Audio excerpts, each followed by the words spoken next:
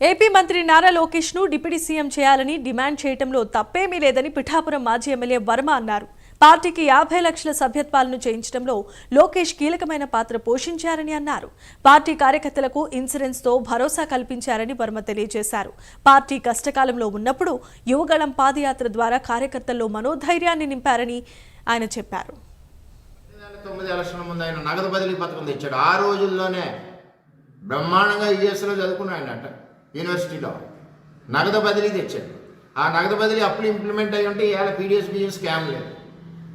అలాగే మొట్టమొదటిసారిగా 50 లక్షల మెంబర్షిప్ చేశాడు, ఆన్లైన్ మెంబర్షిప్. మొట్టమొదటిసారిగా నారా లోకేష్ ఈ ప్రపంచంలోనే పొలిటికల్ పార్టీలకి ఏదికి ఇన్సూరెన్స్ లేని సమయంలో మొట్టమొదటి ఇన్సూరెన్స్ కార్యకర్తగా ఉండాలని చెప్పి పెట్టిన నాయకుడు లోకేష్ గారు.